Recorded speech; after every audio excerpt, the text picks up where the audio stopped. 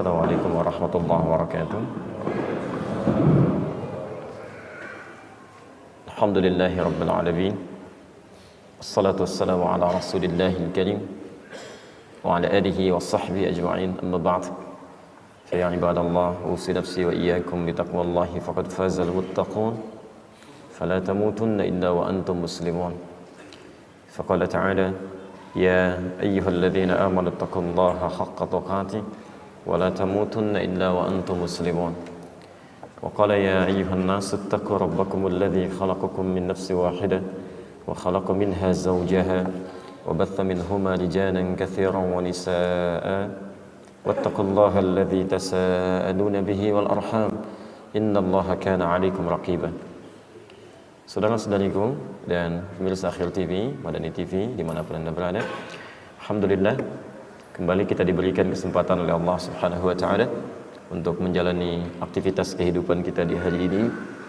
Kita bermohon kepada Allah Subhanahu wa taala semoga Allah senantiasa memberikan bimbingan kepada kita sehingga seluruh aktivitas kita yang akan kita tunaikan di hari ini dapat menjadi lebih baik dibandingkan dengan hari-hari sebelumnya.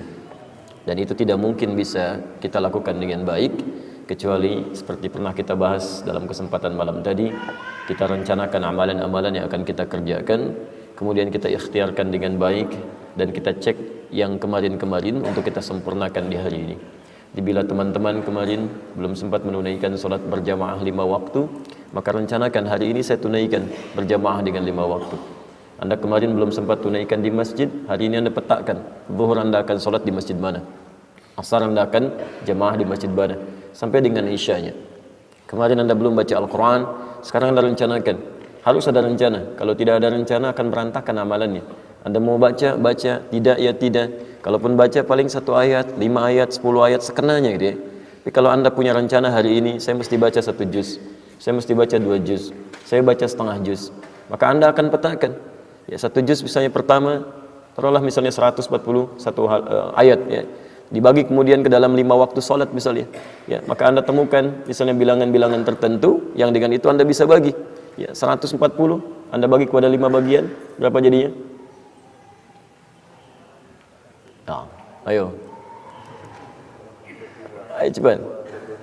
28 ayat dibagi 2 berapa?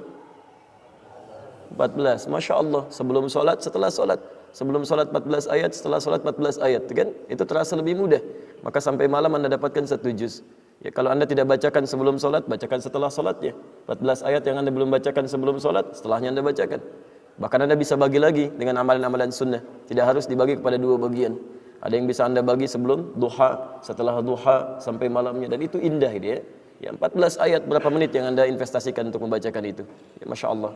Dan semoga Allah Subhanahu wa taala memberikan kemuliaan kepada kita dan kemudahan-kemudahan dalam merencanakan dan mengeksekusi amalan-amalan yang telah kita tetapkan itu. Teman-teman sekalian, alhamdulillah subuh ini diberikan nikmat kita oleh Allah Subhanahu wa taala. Menunaikan salat berjamaah. Semoga Allah menerima salat yang telah kita tunaikan dan kita teruskan dengan kajian kita hari ini yang temanya cukup menarik. Saya diberikan tema untuk membahas tentang temanmu, syafaatmu di hari kiamat. Bahasan ini seperti biasanya dalam mengurai kajian-kajian kita, harus kita coba cari dulu ya, dasar-dasar argumentasinya dalam Al-Quran, dalam hadis-hadis Nabi SAW. Ya, siapa yang dimaksud dengan teman di sini? Karena Anda banyak jenis teman di dalam Al-Quran yang disampaikan. Kemudian Anda katakan temanmu syafaatmu. Apa itu syafaat? Jangan-jangan selama ini kita selalu bicarakan tentang syafaat, tapi maknanya pun belum kita pahami dengan baik ya. Baru kemudian di akhir kita coba satukan 2 kata ini sehingga dengan itu melahirkan kalimat teman yang bisa menjadi syafaat ya. Baik, kita memiliki waktu yang sangat terbatas di subuh ini, hanya 1 jam ke depan. Karena itu coba kita akan maksimalkan dengan baik, termasuk kalau ada waktu nanti tersisa kita coba bahas beberapa persoalan-persoalan yang mungkin nanti ditanyakan atau yang tadi malam yang belum sempat terjawab dari beberapa persoalan yang disampaikan. Baik, kita mulai dulu dengan bahasan kita. Saya akan sedikit lebih banyak berdiri ya, dan untuk bisa menuliskan sehingga bisa terlihat beberapa turunan ya. Bismillah. Baik, kita mulai dengan bahasan utama kita. Temanmu adalah syafaatmu itu ya. Baik, mari kita lihat. Anda berikan judul temanmu syafaatmu ya.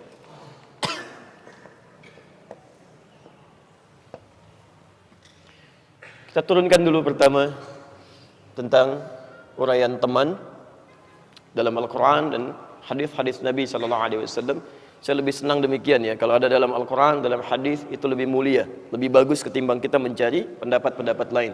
Karena apa yang telah Allah sampaikan, yang Nabi kemudian tafsirkan dari situ, itu yang terbaik ya, yang bisa kita jadikan acuan. Ini pertama. Kemudian kita turunkan yang kedua nanti pengertian syafaat, dan yang ketiga baru kita sambungkan dua makna ini. Bagaimana seorang teman bisa menjadi syafaat dalam kehidupan kita di akhirat nanti. Karena nanti ada banyak jenis-jenis syafaat yang bisa kita rencanakan, usahakan dari sekarang untuk bisa didapatkan. Ada syafaat nanti yang bisa datang dari para nabi, ya, khususnya Nabi Muhammad SAW. Ada yang nanti juga syafaat diberikan dari kitab suci, khususnya Al-Quranul Karim. Ya, ada nanti syafaat yang datang dari amalan-amalan kebaikan kita. Ada nanti syafaat yang datang dari teman-teman sekitaran kita, dan puncak syafaat adalah rahmat Allah Subhanahu wa taala yang diberikan langsung kepada hamba-hamba terpilih. Nah, dari mana yang Anda ingin usahakan? Setidaknya saat di dunia bisa kita pilih. Hari ini kita keluarkan satu. Taib.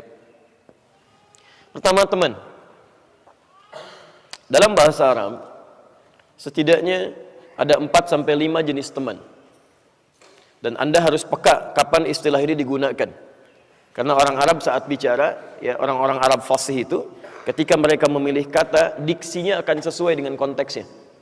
Ya. Kalau orang Arab sekarang barangkali pada umumnya agak menyampaikan bahasa-bahasa sifatnya masih umum dia.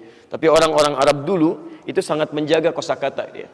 Jadi apa yang mereka maksudkan ingin disampaikan, pilihan katanya akan sesuai dengan konteksnya. Muqtadal hal istilahnya. Ya. Misal kita turunkan satu, ada yang disebut dengan zamil, zamilun, jamaknya zumala.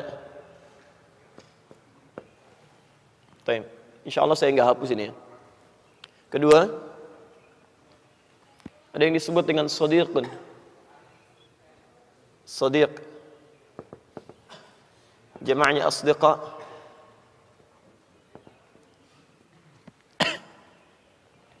Ketiga, ada yang disebut dengan sahib, sahib, jamaknya ashab.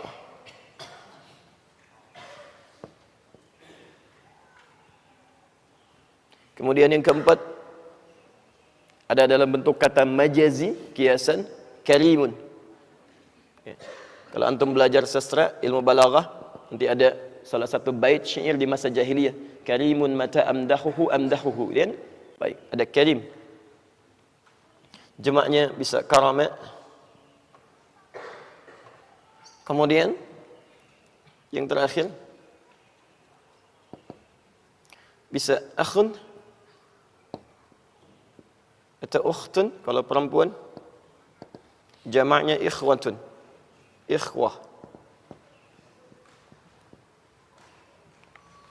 Kalau ini dipecah lagi, ke sini menjadi ikhwan. Ini jadi akhwat, perempuan ya. Akhwat. Ada 5 jenis teman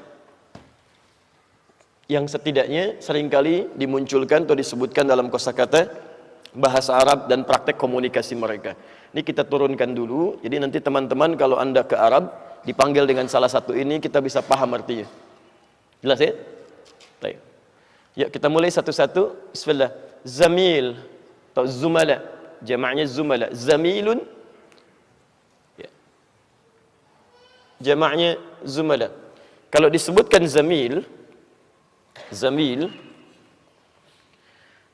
artinya biasanya digunakan untuk menyebut teman secara umum. Ya, teman secara umum. Walaupun asal katanya menunjuk pada teman yang menenangkan dan menyenangkan. Ya, teman yang menenangkan dan menyenangkan. tenang, senang, membuat nyaman. Makanya kadang-kadang dalam bahasa Arab tidak hanya manusia, perangkat-perangkat kehidupan pun yang kadang membuat kita lebih tenang, lebih nyaman menggunakannya. Itu orang Arab sering gunakan kata zamil sebagai kiasan. Ya, bahkan digunakan kemudian orangnya yang penggunanya. Ya, kalau zamil itu temannya, penggunanya disebut dengan muzammil. Muzammil. Makanya Rasulullah SAW ketika satu kali beliau kenakan selimut yang dengan itu terasa tenang dan nyaman menggunakannya, kemudian saat akan turun ayat tentang salat malam itu, kalimatnya menggunakan kata muzammil. Quran surah 73 ayat yang pertama, posisi paling kanan di pertengahan. Lihat kalimatnya, ya ayyuhal muzammil, hei orang yang sedang menggunakan selimut sebagai temannya yang memberikan ketenangan dan kenyamanan dalam tidurnya. Qumil laila illa qalila, yuk bangun, jangan terlalu nyaman kamu dalam kehidupan malam itu. Nabi, Rasul, dekat dengan Allah, orang paling takwa, jelas surganya. Masya Allah, masih dibangunkan oleh Allah Subhanahu Wa Taala dengan wahyu untuk menunaikan sholat tahajud. Dan beliau biasa tahajud. Berapa jam sih tidurnya Nabi? Ketika nikmat menggunakan itu jangan terlalu nikmat dengan dunia. Tempat kamu bukan di situ. Ayo, hei ahli akhirat, cepat bangun. Antum Nabi bukan, Rasul bukan, itu kan? Sampai dengan subuh ini surganya belum jelas. Masya Allah, siangnya sibuk bekerja, malamnya sibuk tidur. Kapan tahajudnya, gitu kan? Maka dipanggil, ayo, innalaka fin nahari sabhan tawila. Kamu siang tuh terlampau sibuk luar biasa. Malam kamu terlelap juga. Katanya pengen masuk surga. Hei, yang sudah jelas surganya masih bau bangun malam. Kamu yang belum jelas kapan kamu mencari bekal akhiratmu. Paham sampai sini? Ini zamil. Jadi kalau ada orang namanya muzammil, ya, maaf, banyak sekarang ya. Ada muzammil Yusuf, ada muzammil Hasballah, ada muzammil macam-macam. Itu artinya dia bisa dijadikan teman yang menyenangkan dalam kehidupan.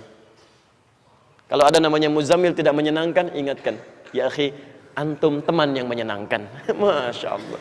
Bukan, saya muzammil. Hei, kamu teman yang menenangkan. Bukan, saya muzammil. Terserah kamulah. Ya. Jamaknya zumala. Zumala. Ya. Kayak orang Arab kadang-kadang kalau anda misalnya umrah, ya, atau misalnya anda haji, kemudian di imigrasi anda ribut, anda macam-macam, ya kan? Anda ditenangkan, ya Zavili, gitu kan? Taib. Itu artinya, teman, ayo, ta'al hina, ta'al, sini, ya. Tenang. Taib. Kedua, sadiq. Jama'nya asdiqa. Sadiq, jama'nya asdiqa. Jika disebutkan sadiq dalam bahasa Arab, itu artinya teman dekat yang selalu mengarahkan pada kebaikan, pada kebenaran maksudnya. Ini sudah dekat. Ya. Kalau zamil masih umum. Kalau ini teman dekat.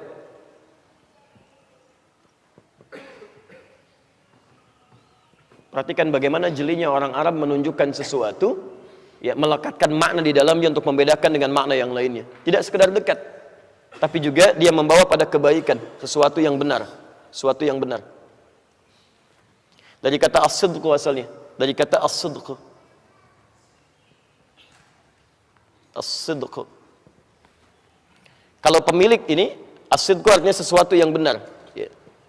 Pemiliknya disebut dengan shadiq. Fokus. Pemiliknya, pemilik sifat benar, ya, yang selalu berjalan di tracknya. Dia nggak mau keluar dari sesuatu yang salah. Mohon maaf, dia kerja ikut aturan yang benar. Dia kemudian misalnya masuk satu komunitas mencari sesuatu yang benar. Ya, dia mau kenakan pakaian dengan benar. Dia keluar dari masjid mau pakai sendal dengan benar. Yang punya dia pakai, yang bukan dia tinggalkan.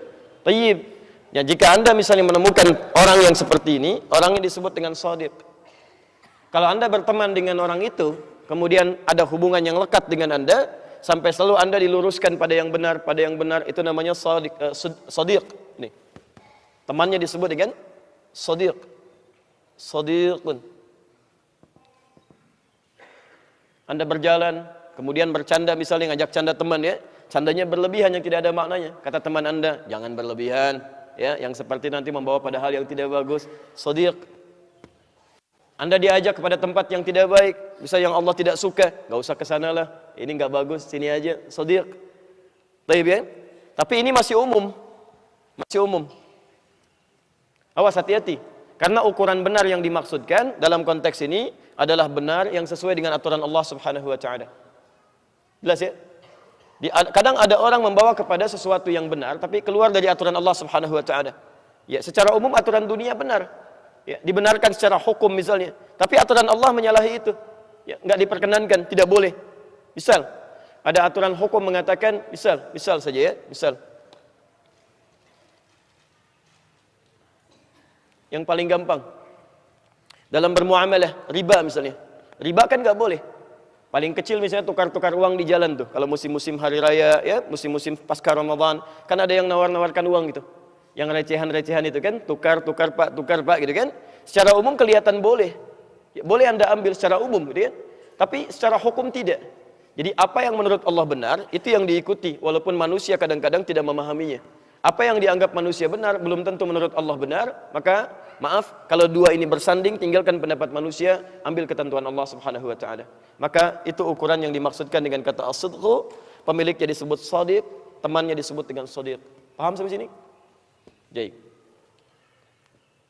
nah, kalau dia kemudian, alhamdulillah, membela Anda dari sesuatu yang misalnya diragukan oleh banyak orang, orang ragu kepada Anda, ya, dengan kalimat-kalimat Anda, kebaikan-kebaikan Anda, dan dia membela Anda, meneguhkan kekuatan kepada Anda, maka berubah namanya dari shadiq menjadi siddiq. Siddiq. Karena itu sahabat Abu Bakar, ya, satu kali ketika orang-orang mulai ragu dengan Nabi Shallallahu Alaihi Wasallam karena diperalat oleh Abu Jahal setelah peristiwa Isra dan Mi'raj itu, Nabi naik ke Jabal Qubais. Jabal Qubais itu posisinya sekarang jadi istana raja di atasnya. Ada satu bukit yang di atasnya dibangun istana raja. Kalau Anda pergi ke Mekah, insya Allah yang belum berangkat, saya bermohon pada Allah mudah-mudahan diberikan kemudahan untuk sana, dan yang belum bisa mengulang gitu kan. Tayyib, nanti Anda misalnya dari Zamzam tuh, Zamzam Tower, dari Menara Zamzam, tinggal ke depan sedikit, lihat ke kanan, ya, tidak jauh, cuma 5-10 meter, ada bukit sebelah kanan yang sudah ada bangunan yang megahnya, istana raja. Itu disebut Jabal Qubais. Jabal Qubais itu simbol kepemilikan, kekuasaan. Di siapa yang berkuasa dia akan naik ke atas itu. Termasuk Nabi Shallallahu Alaihi Wasallam ketika turun kalimat Isra dan Mi'raj, Abu Jahal mengatakan, kamu naik ke situ, sampaikan. Ada berita begini kan, menunjukkan bahwa Allah menitipkan satu kalimat-kalimat, ya, ayat-ayat yang harus disampaikan, yang dengan itu menunjukkan bahwa kekuasaan akan beralih kepada orang-orang Islam. Ya, tapi ternyata tujuannya memperalat. Setelah naik ke atas, dia tertawa, ya, mengatakan bahwa nih lihat nih Muhammad sudah mulai mengarang-arang cerita. Aneh kan ajarannya? Dia katakan semalam cuman pergi dalam semalam, Masya Allah, dari Masjidil Haram ke Masjidil Aqsa di Palestina. Sedangkan kita ketahui, zaman dulu kan mohon maaf ya, pesawat gak ada, sepeda juga gak ada. Berapa jaraknya dari Masjidil Haram ke Masjidil Aqsa? Ya, dari Madinah ke Palestina saja, itu satu sehari 2 malam pakai bis tuh. Ya, belum kalau ke Mekah tambah 400 kilo lagi. Ya, Abu Jahal mengatakan, ini mustahil nih, Muhammad, ya, dia penipu, pengarang, macam-macam dan sebagainya. Dikeluarkan kalimat itu. Dan orang mulai paham, seperti benar logikanya. Oh, hati-hati, satu kali kita akan dihadapkan pada kalimat orang-orang yang seakan benar menampilkan logika tapi bertentangan dengan ayat-ayat Al-Quran. Oh, hati-hati ya. Ada ayat-ayat yang meminta kita untuk memahami dengan iman, tidak sekedar dengan akal. Jadi kalau Anda belum bisa memahami dengan akal, beriman dulu. Setelah beriman, nanti hikmah datang untuk memahamkan akal Anda. Kalau Anda pahami dengan akal dulu, itu susah nanti. Nyangkutnya kelamaan. Ujung-ujungnya sebelum paham sudah meninggal duluan gitu kan. Itu yang repot tuh. Ya. Nah, kemudian kebanyakan orang ingkar, sedikit yang ragu. Lihat kalimatnya, kebanyakan orang ingkar, sedikit yang ragu. Maka tinggal satu orang lagi, yang kalau dipastikan orang ini mengingkari, sudah selesai dakwah Islam, ya, yaitu Abu Bakar. Maka dikejarlah kemudian ke tempat pekerjaan beliau, di perkebunan beliau, dikejar, disampaikan, ya, dibawa kemudian ditarik, ya, dibawa ke Jabal Qubais. Lalu kata Abu Jahal kurang lebih bermakna, dengarlah apa yang disampaikan Muhammad SAW, kan? Tapi disampaikan oleh Nabi Muhammad. Ya, saya diisrakan, kemudian dimi'rajkan, dalam satu malam terjadi peristiwa begini, dan begini, Masya Allah. Lalu kemudian Abu Jahal mulai tertawa. Bagaimana pendapatmu Abu Bakar? Kata Abu Bakar, lihat kalimatnya. Fawallahi bermakna, maka demi Allah saya katakan, kalaupun Muhammad mengatakan sekarang, di belakang bukit ini ada yang musuh yang akan menyerang, dan itu tidak terbukti, saya akan tetap yakin dengan dia dan akan saya benarkan apa yang dia sampaikan. Membenarkan sesuatu sebagai pembelaan terhadap teman yang sangat disayangi untuk menepis keraguan banyak orang, maka berubah kalimatnya dari shadiq menjadi siddiq. Paham sampai sini? Baik. Maka dari situ dilekatkanlah gelar as-siddiq kepada kehidupan beliau. Abu Bakar as-siddiq, yang tidak hanya menjadi teman dekat dalam kebaikan, tapi selalu menjadi pembela Nabi dengan segala kemampuan dirinya. Entah itu dengan fisiknya, terlebih dengan hartanya, yang banyak kisah tertuangkan di situ dan luar biasa. Di satu saat mungkin antum bisa gali sirah sahabat ya. Nanti kita bahas bagaimana tahunya kan Anda hijrah, Abu Bakar menemani Nabi dari Mekah ke Madinah. Pernah nggak bahas di jalannya terjadi seperti apa? Tidak banyak orang tahu kalau beliau sering gelisah, kadang ke depan, kadang ke belakang, kadang ke kanan, kadang ke kiri. Ya Abu Bakar, apa yang kamu lakukan? Ya Rasulullah, saya takut ada anak panah di depan, saya akan menjadi tameng bagi Anda, biar saya yang kena duluan. Ya Rasulullah, saya ke belakang, takutnya ada tombak dari belakang, biarkan saya yang kena duluan. Sampai kemudian ketika lekat ke gua Thur itu, tidak seketika langsung masuk ke dalamnya. Ya, beliau lemparkan dulu batu ke dalamnya. Apa yang kamu lakukan untuk mengecek ada binatang buas atau tidak? Setelah itu, kosong, tidak ada respon. Nabi mau masuk, tahan ya Rasulullah. Dia masukkan tangannya begini. Kenapa engkau masukkan? Untuk mengecek lebih dalam lagi, gitu kan? Nabi hanya mengecek kecintaannya kepada Nabi SAW. Sampai di dalam tidak ada orang yang paling sedih, paling menangis, kan? Kecuali Abu Bakar. Kecuali Abu Bakar. Sampai turun ayat di sini untuk memuji bagaimana kecintaannya kepada Nabi SAW. La tahzan innallaha ma'ana, gitu kan? Jangan kamu tahzan itu kan menangis, bukan sedih. Ingat ya, sudah ada kalimat, sudah ada air mata, sudah ada dumu' di situ. Sudah ada keluar, walaupun tidak harus misalnya kemudian air mata itu keluar dengan kalimat-kalimat yang lain atau perasaan-perasaan yang menghadirkan suara. Kalau itu sudah dibuka namanya, bukaun. Ya, jadi kalau buka itu artinya tangisan yang mulai pecah, yang mulai melahirkan isak. Kalau sudah terisak-isak itu sudah ada suara.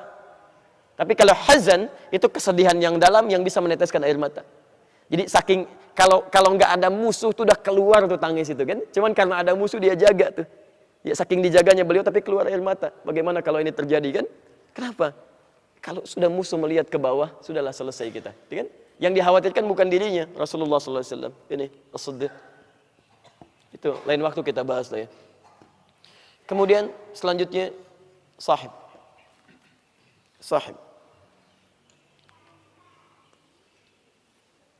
Jika disebutkan sahib, itu teman lekat.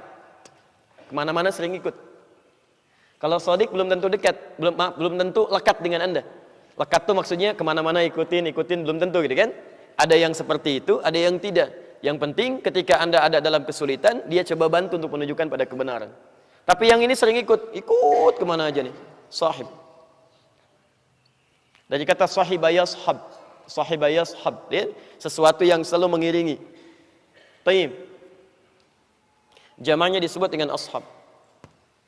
Kalau disebutkan sahib, ini artinya teman dekat yang sering mengiringi, setia, ya, teman dekat yang setia mengiringi, mengikuti. Kenapa sayang? Tidak boleh ada yang menangis. Belum punya teman itu ya, coba cari temannya mana itu.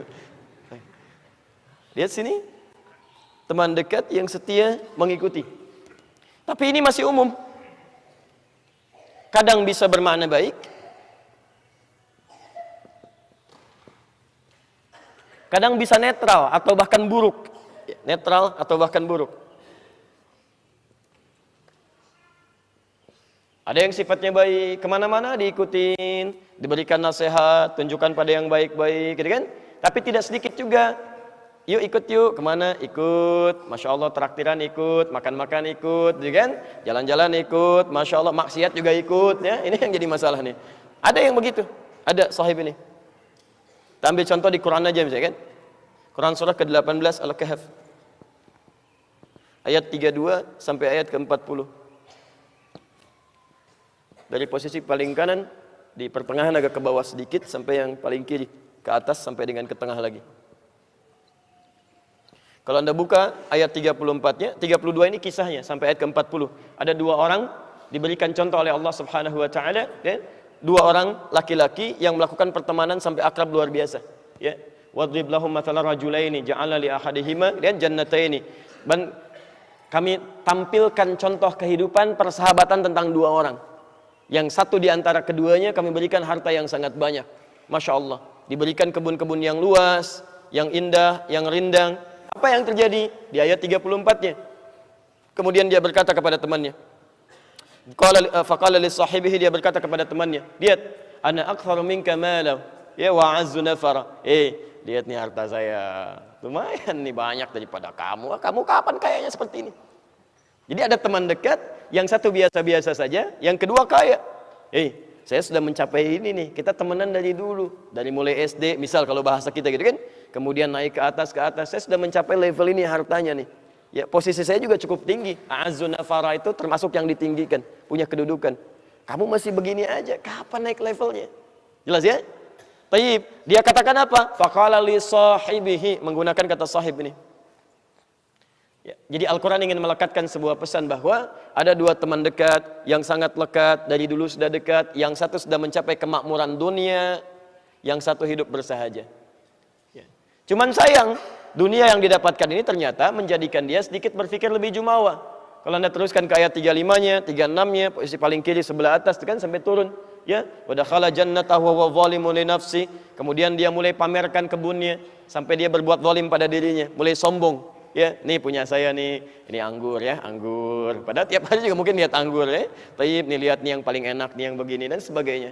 Ada yang begitu. Ingat ya, ingat betul pesan ini ya. Ini kaidah dalam tafsir Al-Quran. Jika Anda temukan satu kisah di Quran, tidak disebutkan siapa namanya, kapan kejadiannya, masih umum, artinya di masa depan pun akan terjadi yang seperti itu. Anda akan temukan mungkin teman dekat, mungkin teman SD Anda, teman SMP Anda, sudah dewasa gitu kan, Masya Allah, sudah sama-sama beraktivitas ketemu lagi, atau bahkan ikut Anda terus ya, kadang-kadang dia jadi bosnya, Anda jadi ikut-ikutnya. Ada sifatnya yang kadang ingin pamer, ingin tunjukkan kepada Anda gitu kan. Assalamualaikum, bro, kita janjian ya, saya kan, di mana? Di sini. Datang dia tuh, tiba-tiba bawa misalnya, Masya Allah, padahal janjiannya cuma deket aja, mau olahraga ke gazebo, tapi bawa Ferrari misalnya, gitu kan, datang, begitu masuk, Masya Allah, akhi, ini bukan akhi, ini Ferrari, ya, Masya Allah, cuma ingin nunjukkan misalnya kan, ingin nunjukkan macam-macam, itu pasti ada, pasti itu, Anda harus yakini, kalau Quran isyaratkan begitu akan terjadi. Akan ada orang-orang yang bersahabat, satu punya kemapanan yang mungkin dia bisa bersikap angkuh dalam kehidupan. Tapi perhatikan, apa yang terjadi ketika itu kemudian muncul dalam persahabatan ini. Teruskan ayatnya. Teruskan ayatnya. Dari mulai ayat ke 36, 37-nya, 38-nya, 39-nya, sampai ayat 40-nya. Bahkan ayat 38-nya, lihat-lihat kalimatnya. Qala lahu sahibu. Ketika temannya yang punya dunia itu mulai angkuh, maka teman akrabnya ini mulai mengingatkan. Mulai mengingatkan. Lihat kalimatnya. Dia ingatkan. Bagaimana cara mengingatkannya? Itu indah sekali. Dia mengingatkan kawannya supaya lebih mengembalikan semua itu kepada Allah Subhanahu wa ta'ala. Akafarta billadhi khalaqaka. Qala lahu sahibuhu akafarta billadhi khalaqaka min turabin. Kawan, masa kamu enggak ingat Allah? Allah ciptakan kamu dari sesuatu tanah, akan kembali ke tanah, semua ini enggak akan ikut. Ayo kamu banggakan dari sekarang. Kan ke alam kubur sama status kita. Apa kamu kira ketika dikuburkan semua itu akan dibawa? Kelihatannya sekarang seperti beda aja. Kamu pakai itu, saya pakai ini. Kamu mobilnya Ferrari, saya pakai angkot misalnya kan. Sama-sama ke kuburan, angkot saya nggak ikut, Ferrari kamu nggak ikut. Apa bedanya? Ya, pakaian kita juga sama. Ya, kain kafan juga kita sama. Masya Allah. Kamu silakan pakai aja, nggak ada masalah, kamu silakan. Di dunia kamu pakai kotak-kotak, saya pakai kain putih. Saya sama aja ketika meninggal kain kafan saya putih. Kain kafan kamu bukan kotak-kotak gitu kan. Jangan tafsirkan yang lain ya. Jangan tafsirkan yang lain. Saya cuma isyaratkan saja ya. Isyaratkan saja, hati-hati. Hati-hati. Oh, ini agak sensitif ya. Pulang dari sini jadi tersangka nanti saya. Kita cuma kasih contoh, bukan yang lain-lain ya. Karena sekarang ada orang-orang yang kadang-kadang suka rumit memahami urusan. Padahal ya, isyarat Quran dan Sunnah itu mudah gitu kan. Tapi dia persulit kan. Wah ini Islam kita itu, Islam Indonesia, Islam khas, Masya Allah. Khas, sampai dimunculkan ini jangan, misalnya tarahin jangan ke Arab-Araban, pakai yang menggunakan misalnya pakaian kita itu gak ada masalah sih. Ya budaya Arab ya gak harus kita pakai, silahkan aja itu umum kok, silahkan. Tapi kalau ayat-ayat Quran, hadis ingin jadikan kepribadian, masa dilarang? Itu kan tuntunan gitu kan. Jangan Anda katakan misalnya, oh ini Islam Indonesia khas, pakaiannya pakai sarung gitu kan, atasnya pakai batik, ininya pakai belangkon, silakan gak ada masalah gitu kan. Itu gak ada masalah, tapi jangan dibawa ke nuansa syariat.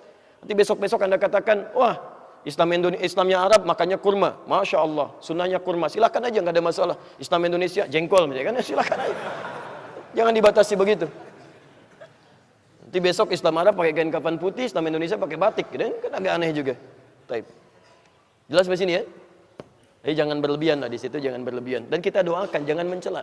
Kalau ada orang yang keliru, ya mungkin sedikit ilmunya, jangan kemudian dicela. Kasihan kalau terlampau banyak dicela dan Anda pindahkan pahala Anda kepada yang bersangkutan. Anda doakan. Anda doakan, kemudian berikan ilmu dan bermohon bukan cuma orang itu. Bermohon pada orang-orang di sekitarnya yang memiliki keilmuan untuk digerakkan oleh Allah, dilembutkan hatinya untuk memberikan kedalaman-kedalaman. Paham sampai sini? Baik. Saya tidak suka dengan hal-hal yang tidak baik ya. Kalau ada yang baik kita hadirkan yang baik, yang tidak baik kita tinggalkan. Jelas ya? Baik. Teruskan. Ini jamaahnya jadi ashab. Orang yang baik nanti mendapatkan teman-teman baik, bahkan nanti surga pun disebut dengan sahib jamaahnya ashab. Ulaika ashabul jannah. Mereka itu ada yang temannya surga. Kalau sudah temannya surga dia lekat, gak akan dipisahkan. Tapi ingat, ada juga yang disebut dengan ulaika ashabun nari hum fiha khalidun. Ada orang yang temannya neraka. Kalau sudah jadi teman menggunakan kalimat sahib jamaahnya ashab, itu artinya jangan harap bisa berpisah. Kalau di Quran sudah ada kalimat ulaika ashabun nar, bukan cuma masuk tapi jadi ashab, itu artinya neraka nggak pengen berpisah dengan dia. Begitu dia mau lari, mau kemana? Sini, kita kan temenan, ya. Tapi begitu mau lari, diambil lagi.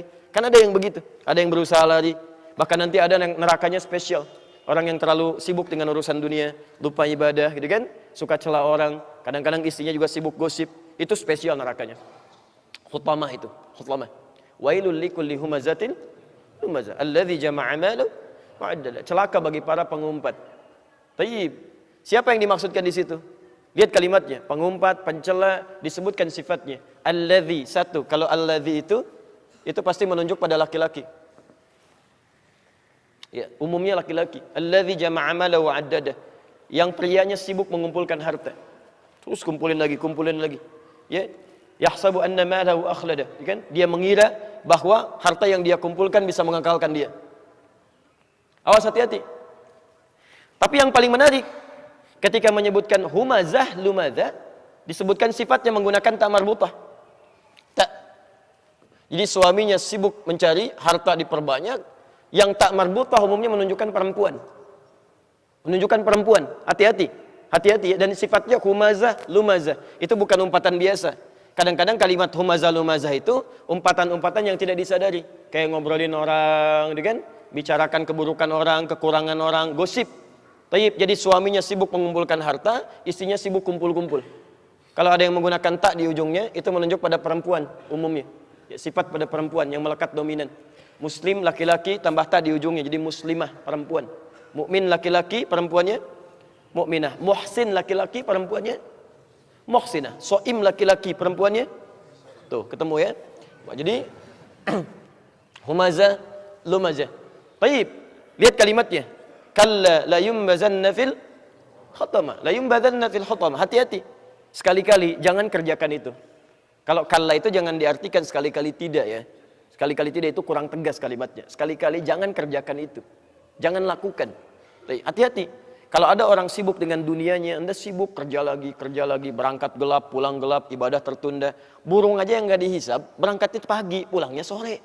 Paling telat sore, Pak. Dapat rezekinya. Ada untuk anak-anak keluarganya, berangkat pagi, paling telat sore. Dapat dia. Dan tiap hari enjoy aja. Nah, terbang sini, terbang. Sambil tasbih juga. Terbangnya sambil tasbih. Burung nggak dihisab, berangkat tasbih, memuji Allah, berangkat pagi, pulang sore, cukup rezekinya. Antum yang dihisab, berangkat gelap, pulang gelap, belum tentu bertasbih, pulang ngomel-ngomel, berangkat kuku lutus gitu kan, Masya Allah. Pengen surga, kan repot tuh. Dan belum cukup aja, mau nyari sebanyak apa sih? Toh meninggal nggak dibawa juga gitu kan. Jadi hati-hati, ini sahib pilihannya bisa surga, bisa neraka. Hutamah ini tidak biasa itu. Narullahil muqadah allati tatali'u 'alal afidah. Itu neraka yang membakar dari ujung kaki sampai ke otak bagian dalam. Tum tahu cara bakarnya? Kita ke ujungnya dulu ya, ke ujung ayatnya. Fi amadim mumaddadah. Jadi kalau yang tadi ini, yang sahib yang ini, itu dia ada yang lari diambil. Haus diberi minum, minumannya dari hamim. Hamim itu campuran tembaga yang dipanaskan. Ada yang dari darah, ada yang dari nanah, macam-macam. Ya, taib. Kalau mau makan dari duri-durian, la yusminu wa la yughni min ju'.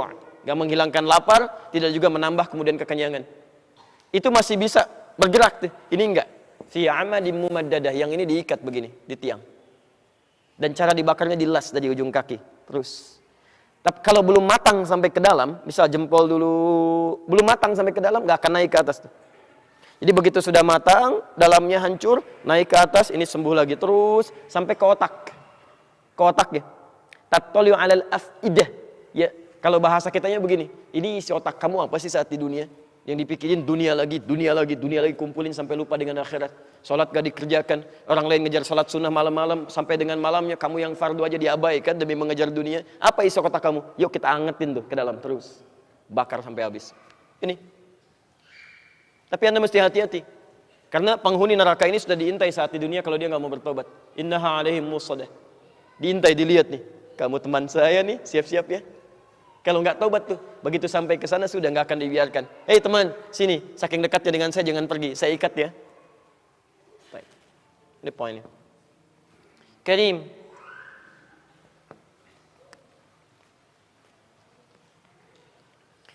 Tidak disebutkan kata karim dalam bahasa Arab kecuali kawan yang menunjuk pada sifat-sifat kemuliaan.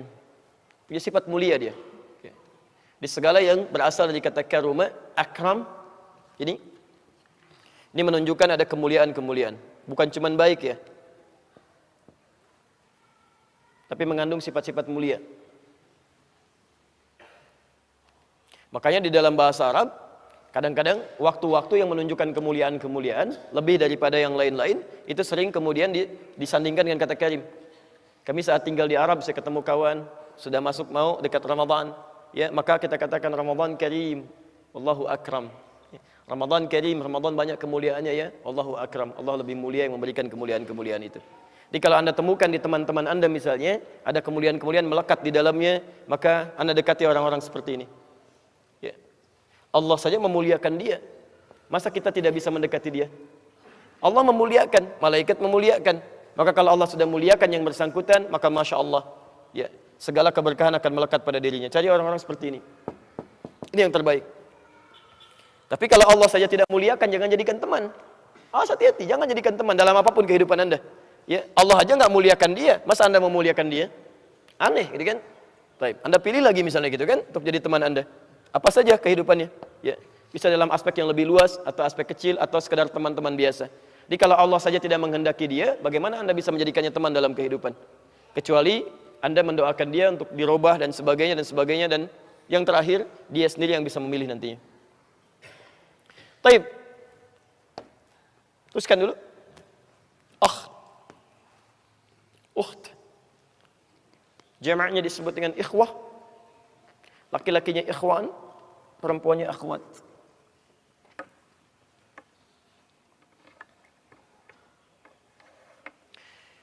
Kalau disebutkan kata al-akh untuk laki-laki, kemudian ukht untuk perempuan, itu tidak hanya sekedar teman, tapi teman yang dilukiskan memiliki nilai persaudaraan seperti saudara kandung seayah.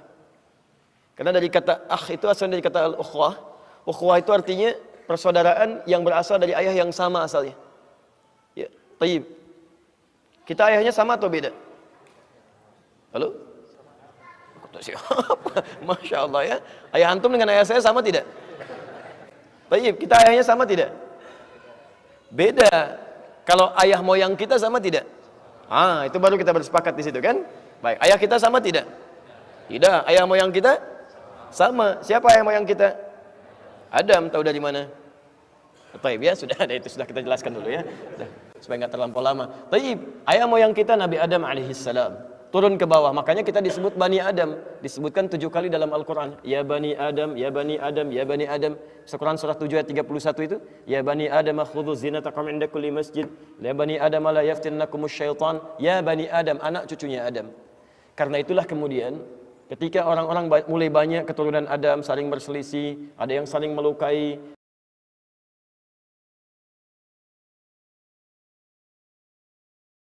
nilai yang dalam kehidupan. Hei, kenapa kamu saling menyakiti? Kenapa kalian saling terpecah belah? Kenapa kalian saling berselisih? Kenapa kalian saling macam-macam hal-hal yang buruk ditampilkan di situ dan diberikan sentuhan?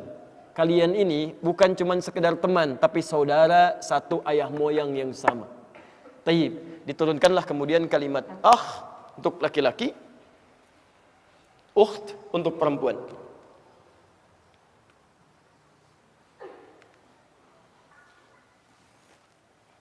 Kalau Anda ingin jadikan misalnya teman saya, saudara saya atau saudari saya, ingat kalau disebutkan konsekuensinya bukan cuma jadi teman, tapi Anda perhatikan orang itu seperti Anda perhatikan saudara seayah Anda. Itu dalam bahasa Arab disebut demikian. Jadi kalau Anda misalnya panggil teman Anda, ya ya, tidak dengan kata sahib, ya sadiq, ya, tapi di Arab manggil Anda ya atau ya akhi misalnya kan? Taib, maka itu artinya dia memberikan perhatian kepada Anda seperti dia berikan perhatian kepada saudara sebapanya. Paham ya? Jadi kalau Anda punya adik sebapa langsung misalnya kan, Anda berikan perhatian, Anda berikan nasi, bahkan Anda lapar, dia lapar, Anda berikan terhadap dia dulu misalnya. Kemudian ada kalimat ini Anda munculkan, maka sifat-sifat itu Anda hadirkan dalam kehidupan. Paham? Kalau laki-laki dipanggil kalau menunjuk kepada kita, saya misalnya, maka tambah i di ujungnya. Ya, cepat ya. Ditambah ya di ujungnya, jadi akhi misalnya, akhi, saudara saya, teman saya. Ketika Anda panggil ya akhi, teman, saudara saya, itu artinya Anda siap memberikan perhatian kepada dia seperti Anda memperhatikan saudara sekandung Anda. Paham sampai sini? Taib. Perempuannya misalnya ukht, ditambah ya di ujungnya, jadi ukhti, kan? Saudari saya, seperti saya perhatikan adik sebapa saya. Jelas ya? Jadi kalau Anda ingin jadikan kepemilikan dekat dengan Anda, tinggal tambah i di ujungnya. Qalam, pulpen, spidol. Spidol saya tinggal tambah i. Qalami. Bait, rumah saya. Baiti, gampang kan? Buku, kitab. Buku saya kitabi. Selesai. Mudah ya. Gampang kan bahasa Arab? Baik. Teras, halaman depan. Halaman depan saya? Itu ngarang ya. Itu ngarang. Itu enggak ada. Kalau Anda jamakan laki-laki, jamaknya ikhwan. Ikhwan ini. Ikhwan itu banyakan. Ya, awas hati-hati, ikhwan itu banyakan. Kalau seorang Ustadz, saya seorang ikhwan. Bukan, ikhwan itu banyak. Baik ya. Kalau antum seorang akhwat, itu perempuan. Ustadz, saya seorang akhwat. Bukan, enti banyak gitu kan. Baik. Ini laki-laki, ini perempuan. Kalau Anda ingin satukan, yang ingin Anda satukan, maka berubah kalimatnya jadi ikhwatun, ikhwah, pakai ta marbutah. Ikhwah. Saya sering dengar kalimat ikhwan akhwat, seperti bisa Anda singkat ikhwah. Selesai gitu kan? Ikhwah sekalian. Itu selesai. Kalau ikhwah itu sudah mencakup laki-laki dan perempuan. Kalau Anda ingin khususkan laki-laki, sebut ikhwan. Kalau Anda ingin sebutkan perempuan khusus, sebut akhwat. Nggak ada masalah Anda sebutkan ikhwan dengan akhwat, itu nggak ada masalah. Kalau ingin disingkat jadi apa? Ikhwatun. Tapi kalau Anda menemukan kalimat ikhwan di dalam Quran ataupun di dalam hadis, maka kalimat itu tidak hanya ditujukan untuk laki-laki, tapi mencakup juga untuk perempuan. Karena asal kata mudzakkar itu sifatnya umum kalimatnya, selama belum dikhususkan dalam bentuk perempuan. Jelas? Tayyib. Quran surah ke-3 ayat 103. Posisi paling kanan ke atas, agak sedikit ke tengah. Cukup panjang ayatnya. Lihat. Kalimat yang kelima ini dibuka dengan kalimat yang khusus, beda dengan sebelum-sebelumnya. Kalau sebelum-sebelumnya cuma uraian yang ini tidak. Wa'tasimu bihablillahi jami'a wa la tafarraqu. Awas hati-hati. Awas, wa'tasimu bihablillahi jami'a. Berpegang teguhlah pada ketentuan Allah semuanya. Ayo, wa la tafarraqu, jangan berpecah belah. Jangan terpecah-pecah. Ya, Masya Allah, hati-hati. Hati-hati, segala sebab-sebab perpecahan dalam kehidupan, sebab perselisihan, macam-macam yang membuat Anda terpecah, itu nggak boleh terjadi. Harus nyatu. Dan yang paling indah, itu nanti di tengah-tengah Anda temukan. Fa'asbahtum bini'matihi ikhwana. Dengan nikmat-nikmat Allah itu, antum telah dijadikan sebagai ikhwan dalam kehidupan. Ini mencakup baik laki-laki atau perempuan. Awas hati-hati. Wa kuntum ala syafa khufratin minan nari fa'anqadhakum minha. Padahal kalian itu dulunya sudah jauh dari kebaikan-kebaikan, hampir masuk ke dalam neraka, sudah di persimpangan. Jadi dulu saat ayat ini diturunkan, kehidupan orang-orang jahiliyah satu dengan yang lainnya, yang belum jadi muslim itu, yang belum ada ukhuwah Islamiyah, yang belum jadi ikhwah itu, mohon maaf, itu saling terpecah belah, saling menyakiti, saling mencela, saling memukul, sedikit-dikit ada perselisihan, beda sedikit langsung marah, langsung macam-macam dan sebagainya. Apa yang terjadi? Begitu turun Quran, semua berubah jadi lembut. Bahkan Nabi persaudarakan, jadi ukhuwah itu. Hebatnya luar biasa, yang pecela jadi pecinta, yang pemukul jadi perangkul, sampai indahnya luar biasa. Saudara bukan cuma saudara biasa, bukan cuma teman biasa, tapi betul-betul sebagai saudara seperti seorang yang layaknya satu ayah yang sama. Anda sering dengar kisah kan? Bagaimana orang-orang yang kelaparan diberikan makanan didahulukan padahal dia pun lapar. Orang yang kehausan diberikan minuman padahal dia pun haus. Dan kisahnya banyak di Quran. Sampai turun Quran surah ke-59 ayat 9 sampai 10 itu. Wa yu'thiruna 'ala anfusihim walau kana bihim khassasah. Bahkan bisa memberikan yang terbaik untuk saudaranya sekalipun dia sangat membutuhkan. Mungkin Anda pernah dengar kisah kan? Ya Ikrimah dengan pasukannya itu. Ketika selesai berjihad, qadarullah menembus medan perang yang sangat sulit luar biasa. Kemudian beliau sekarat kan? Dalam keadaan sekaratnya, di beberapanya ada prajuritnya, mulai terlihat kehausan. Ada orang tergopoh-gopoh memberikan minuman. Ketika akan diminum oleh beliau, disodorkan begini, dia melihat kawannya. Cuman level rendah, tapi melihat dia kehausan. Yang dikejar komandannya melihat, ini prajurit saya nih. Dia juga butuh minuman, dia kehausan. Apa yang terjadi? Tolong berikan dia duluan. Dan gitu ya. Tapi begitu diberikan kepada temannya melihat lagi yang lain. Tolong dia duluan. Begitu akan diberikan, lihat lagi, tolong dia duluan. Begitu teman yang keempat, nunjuk lagi pada komandannya. Tolong beliau duluan. Begitu akan diberikan, ternyata meninggal dunia. Dikejar yang satu meninggal dunia, kejar yang satu meninggal dunia. Keempat-empatnya tidak ada yang minum. Hanya ingin memberikan yang terbaik untuk saudaranya.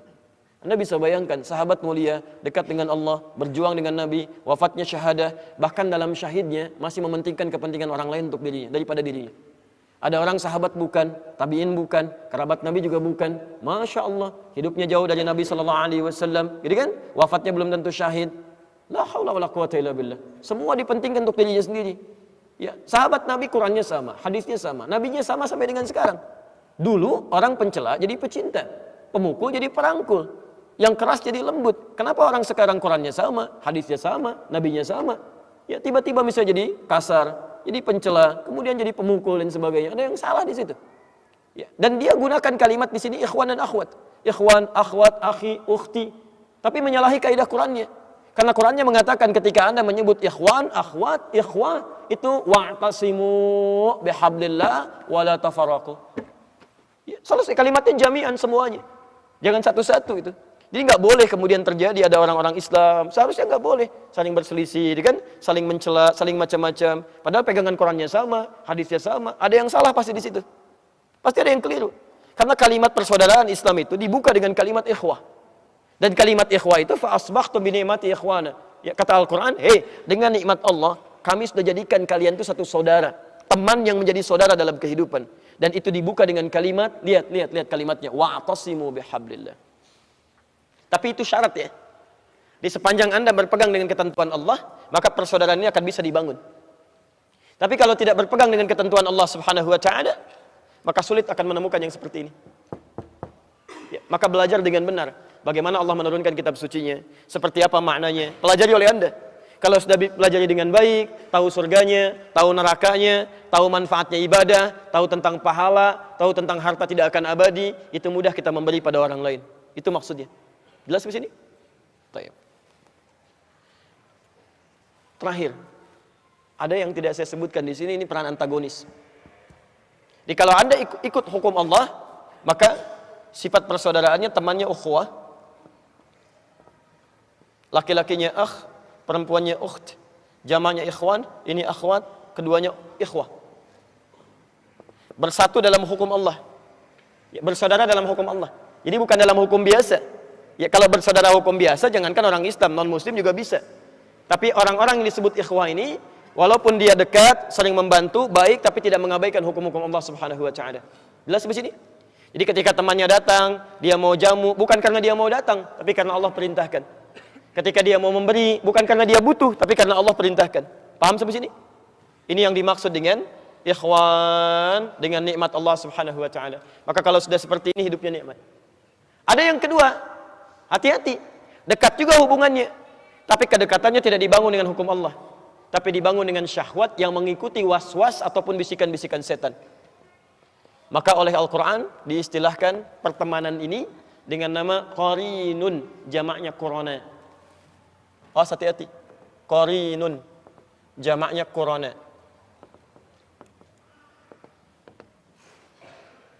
Awas ya. Ini saya mau sampaikan sesuatu yang sangat penting sekali. Hati-hati ya. Misal kalimat qarin pertama kita temukan di Quran surah ke-4 An-Nisa ayat 38. Quran surah 4 ayat 38.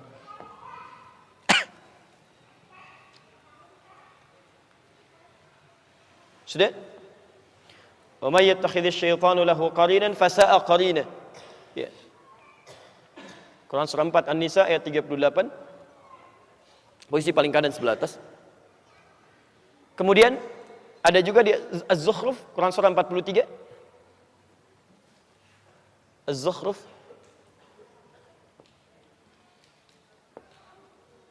dari ayat 34 sampai ayat 36.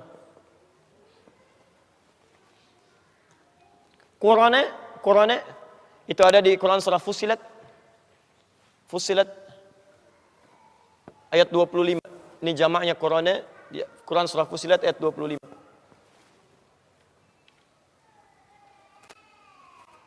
Setelah saya tutup ini, baru kita masukkan langsung ke syafaat dan kita bisa akhiri uraian kita dengan baik, insyaallah. Baik, jelas sampai sini? Halo, jelas? Belum saya terangkan, bagaimana bisa jelas? Belum saya terangkan. Kalau sudah jelas saya selesai gitu kan? Baik. Apa itu qarin? Qarin itu asalnya dari kata al-qarnu. Sesuatu yang menempel lekat. Sesuatu yang menempel lekat. Al-qarnu. Ya, tanduk kerbau itu disebut dengan qarnun. Qarnul jamus. Qarnun, nempel dia. Ya.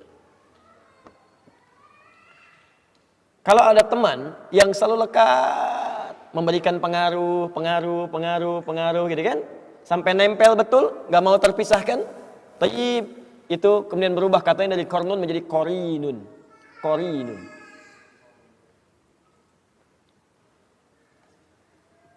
Nah, ada orang-orang yang menjadikan setan sebagai teman dekatnya, dan setan nggak mau berpisah dengan dia. Hati-hati ya. Makanya nanti kenapa setan disebut dengan qarin?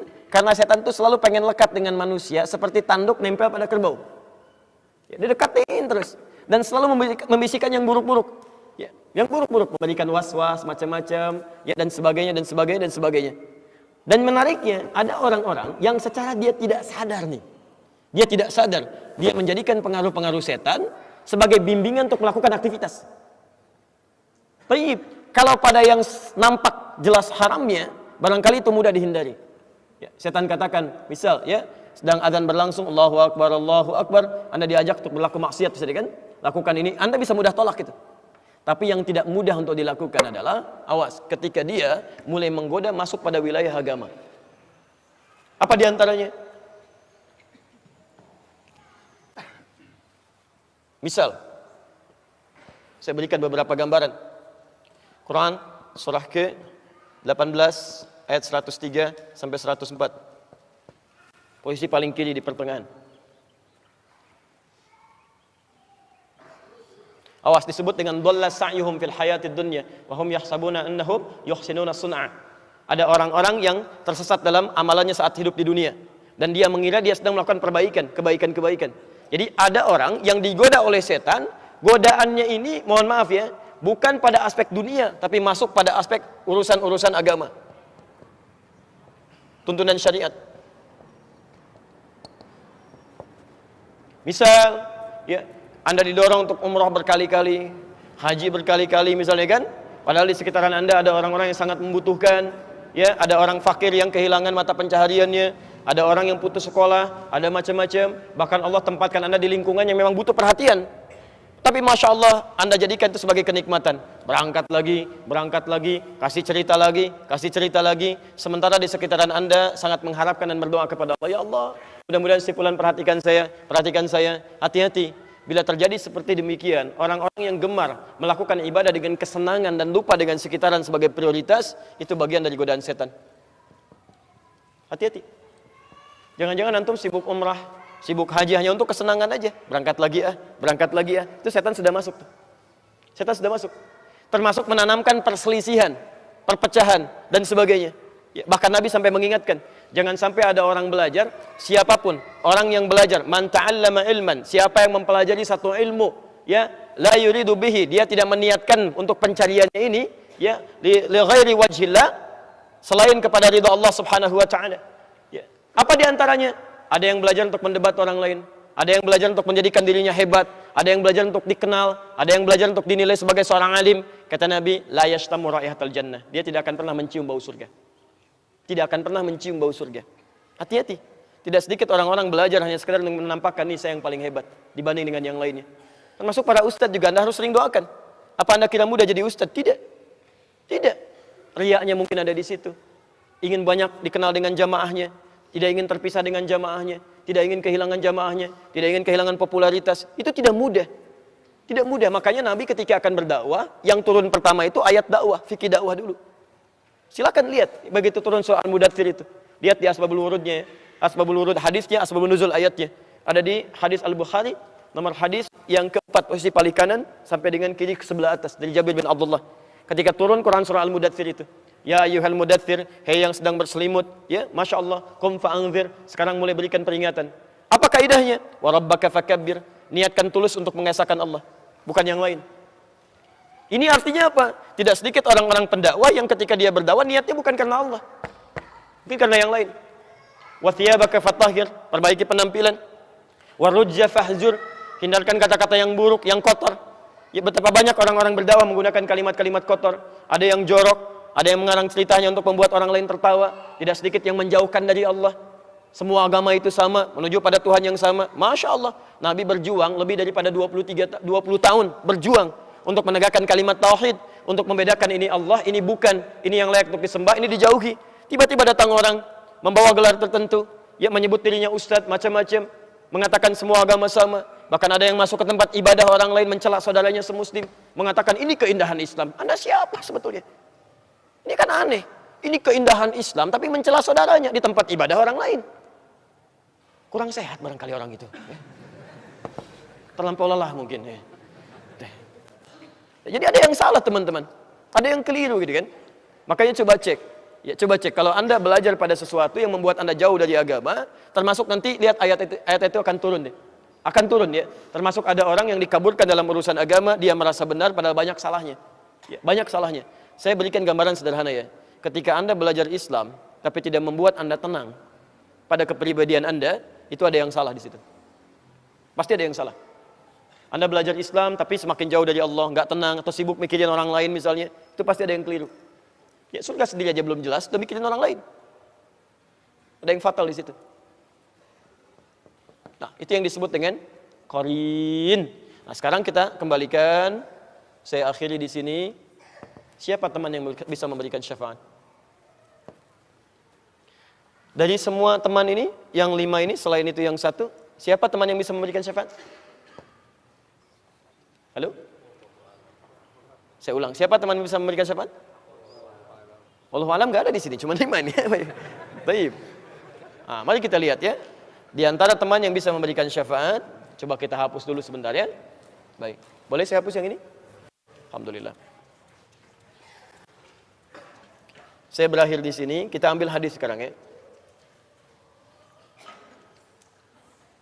Hadis riwayat Muslim. Nomor hadis 183 dari sahabat Abu Sa'id Al-Khudri. Dan kita berakhir di sini. Radhiyallahu ta'ala anhu. Sudah? Sekarang perhatikan. Ini tafsir dari Quran surah ketiga ayat 103. Ini tafsirnya. Kalau Quran surah 3 ayat 103, mana yang disebutkan di antara kelima ini?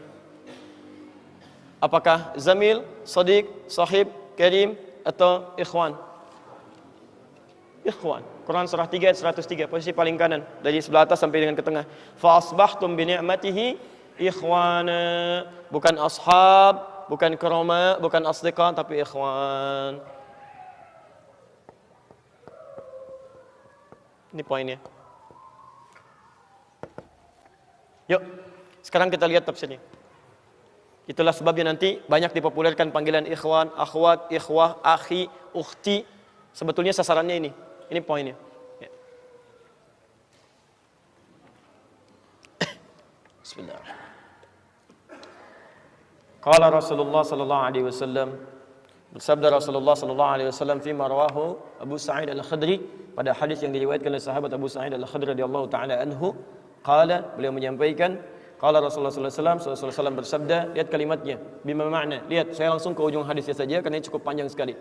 Hatta idza khalasal muslimuna, hatta idza khalasal mu'minuna minan nar. Sampai ketika orang-orang beriman diselesaikan urusannya dari neraka. Maksudnya hisab. Ya, saat dihisab, sudah dipisahkan nih. Orang beriman semua sudah masuk surga, sudah siap masuk surga semua. Ya. Yang buruk-buruk masuk neraka, sudah masuk ke neraka. Jadi kalau amalan Anda misalnya 50,001%, Masya Allah, maka Anda masuk ke dalam surga insya Allah. Lebih banyak amal baiknya. Tapi kalau amalan jelek Anda misalnya 50,001%, amal baiknya 49,99, masuk ke mana? Ke neraka. Walaupun cuma 0,01%. Yang jadi masalah sekarang 50%, amal baik 50, amal jelek 50. Masuk ke mana? Taib. Nah itu belum ke surga dan tidak ke neraka. Lihat kalimat saya, belum ke surga, tidak ke neraka. Disimpan di tempat yang tinggi, yang bisa teramati keduanya. Bisa melihat ke surga, bisa terdengar jerit neraka. Kalau lihat udah nggak tega, udah nggak kuat ke neraka. Terdengar jerit neraka. Ya, itu disebut dengan A'raf namanya, tempat tinggi yang bisa melihat keduanya. Disebut A'raf. Ya, makanya ada Quran surah Al-A'raf, Anda baca dari ayat 45-nya sampai dengan ayat ke-50-nya. Ada ashabul A'raf yang belum ke surga dan sangat ketakutan mendengar jerit-jerit neraka sehingga ingin mengharapkan rahmat Allah Subhanahu wa taala. Dia akan ditempatkan di situ di tengah-tengah nanti sampai selesai hisab. Begitu selesai hisab, dia memohon rahmat Allah, diberikan rahmat Allah, baru kemudian dimasukkan ke dalam surga. Kalau hisabnya misalnya berlangsung selama sehari, maka 1000 tahun dia nunggu di situ. Tayyib. Hatta idza khalasal mu'minuna minan nar. Sampai ketika orang-orang beriman itu ya, mulai diselesaikan dari urusan nerakanya. Tayyib, sudah mulai masuk ke dalam surga. Ini sudah selesai, mau masuk ke dalam neraka. Dan dimasukkan, masuk semuanya. Apa yang terjadi? Ma minkum min ahadin bi ashaddi munashadatan lillahi fi istiqsa'il haqqi li ikhwanihi tayyib minal mu'minin lillahi minal mu'minin. Anda tidak akan temukan pada saat itu situasi saat orang-orang beriman akan masuk ke dalam surganya. Sementara yang neraka sudah dihukum di situ, sudah banyak yang dihukum, sudah macam-macam masuk. Ini sudah mulai mau selesai, tiba-tiba ada orang-orang yang mengadu kepada Allah Subhanahu wa taala, memohon dengan sangat. Nabi katakan, Anda tidak akan pernah temukan orang yang paling banyak kuat permohonannya kepada Allah, memelas dengan tulus. Asyaddu munasyadatan. Munasyadah itu sesuatu yang dimohonkan dengan sangat. Ya Allah, mohon ya Allah. Mohon ya Allah. Fawalladzi nafsi biyadi. Sampai Nabi berkata, maka demi Allah yang jiwaku ada di tangannya. Ini Nabi bersumpah dengan jiwanya. Tidak pernah ada kalimat dalam hadis, ya, kalimat seperti ini kecuali menunjukkan itu sangat serius. Ingat, sangat serius. Dan ada sesuatu yang penting di dalamnya. Nabi serius menyampaikan ini. Kita jangan anggap bercanda gitu kan. Falladzi nafsi biyadi. Maka demi jiwaku yang ada di tangan Allah Subhanahu wa taala, yang bisa diwafatkan kapan saja. Lihat kalimatnya.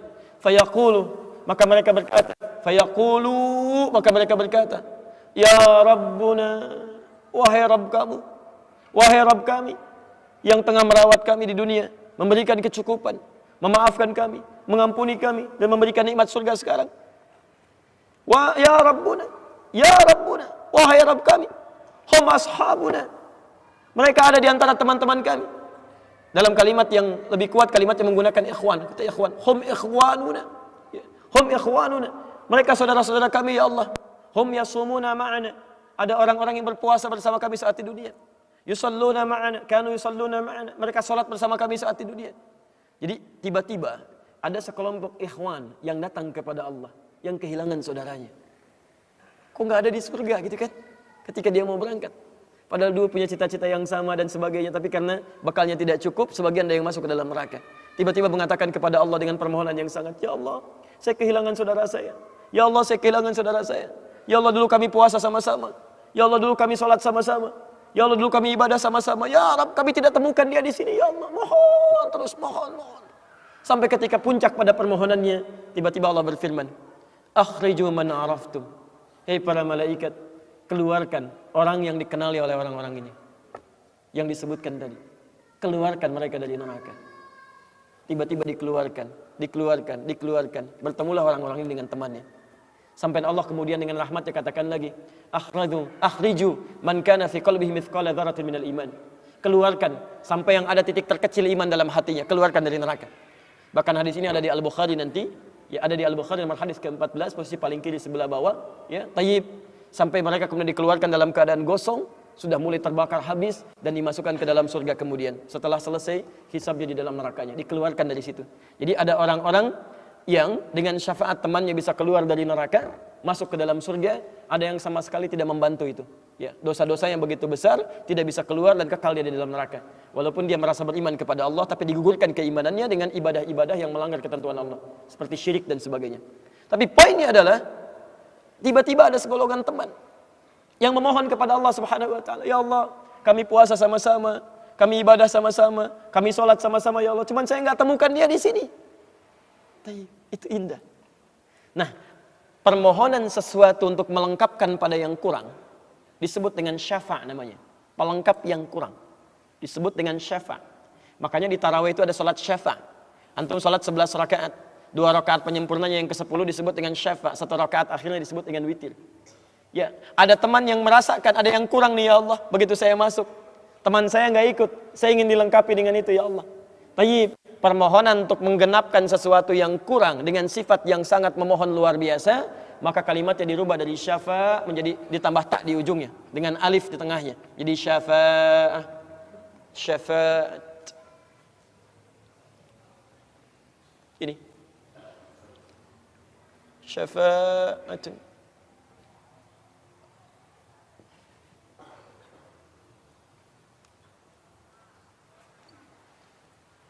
Permohonan untuk mendapatkan kelengkapan nikmat. Permohonan untuk mendapatkan kelengkapan nikmat yang belum didapatkan. Tayyib. Saya mau akhiri ya, karena ini sebenarnya tidak banyak bahasannya. Siapa orang-orang ini? Itu yang disebut dengan ikhwan. Makanya ketika ayat Qur'annya mengatakan wa kuntum ala syafa hufratin minan nari fa anqadhakum minha, dan kalian sudah ada bahkan yang sudah mau di bibir neraka itu. Karena ketika diangkat itu oleh Allah Subhanahu wa taala dengan perintahnya, ya diperintahkan oleh Allah. Tayyib, dalam bahasa hadisnya ada yang diangkat baru neraka itu masuk ke kakinya sampai ke betisnya. Ada yang sudah masuk sampai ke punggungnya, ada yang sudah ke lehernya, dan ada yang sudah tenggelam di dalamnya. Tayyib, jadi ada yang baru di bibir neraka diangkat. Ada yang baru sudah mau masuk ke neraka diangkat, ada yang sudah tenggelam diangkat. Jadi macam-macam. Ya, fa asbahtum bi ni'mati ikhwana. Siapa yang bisa mengangkat itu semua? Di antaranya Allah berikan nikmat kepada Anda dengan dapatnya ikhwan-ikhwan dalam kehidupan. Cuma itu yang bisa menolong Anda di hari akhirat, teman-teman terbaik selain syafaat-syafaat yang lainnya. Ada orang mendekat kepada Al-Qur'an, ada orang sering bersalawat kepada Nabi, ada orang mendekat pada hukum-hukum Allah. Ada orang-orang yang belum bisa maksimal menunaikan itu semua, dia cari teman-teman yang soleh yang menunjukkan pada kebaikan-kebaikan. Bukankah sering Anda dapati seperti itu? Mungkin Anda bersahabat dengan teman yang tingkat ibadahnya jauh di atas Anda. Anda masih sibuk dengan urusan dunia, tapi masih menunaikan sholat, masih puasa. Tapi karena kesibukan dunia Anda, Masya Allah, kurang bekal ibadah Anda. Tapi beruntungnya Anda dengan punya teman yang soleh, berjamaah dengan imam yang soleh, puasa dengan dia, buka sama-sama, kadang sering ikut-ikut misalnya dalam ta'limnya, dalam macam-macamnya. Masya Allah. Maka tiba-tiba ketika Anda dikenal oleh dia, diingat oleh dia, di akhirat nanti tidak ditemukan Anda. Ya Allah, dia kawan saya ya Allah. Dia teman saya ya Allah. Dia saudara saya ya Allah. Kami pernah ta'lim sama-sama ya Allah. Kami pernah puasa sama-sama ya Allah. Kami pernah sholat berjamaah sama-sama ya Allah. Mohon jangan pisahkan ya Allah. Jangan pisahkan. Pertanyaan, sudahkah Anda punya teman seperti itu? Yang bisa menolong dalam kebaikan? Kalau belum temukan, cepat cari, mumpung masih hidup. Sebab kalau sudah kehidupan itu berakhir, tidak mudah untuk menemukannya. Maka pastikan di kantor Anda, teman Anda bisa membawa Anda ke surga. Pastikan di rumah Anda, pasangan hidup Anda adalah teman yang bisa membawa Anda ke surga. Pastikan di tempat kehidupan Anda, siapapun tetangga Anda, kerabat Anda, teman-teman sekolah anak Anda adalah teman yang bisa mengingatkan dan membantu Anda untuk mencari Anda bisa masuk ke dalam surga. Dan saya mohon pada Anda semuanya, tolong ingat ini ya, baik-baik. Kalau nanti di akhirat Anda tidak temukan saya di surga. Tolong ingatkan kepada Allah, saya pernah ada di sini. Saya pernah ada di sini. Tolong ingatkan. Kalau antum di akhirat nanti tidak temukan saya di surga, tolong ingatkan. Ya Allah. Mohon ya Allah. Adi Hidayat pernah mengajar saya dan mengingatkan saya di sini. Ya. Subhanakallahumma wa bihamdika asyhadu an la ilaha illa anta astaghfiruka wa atubu ilaik. Wa akhiru da'wana alhamdulillahi rabbil alamin. Assalamualaikum warahmatullahi wabarakatuh.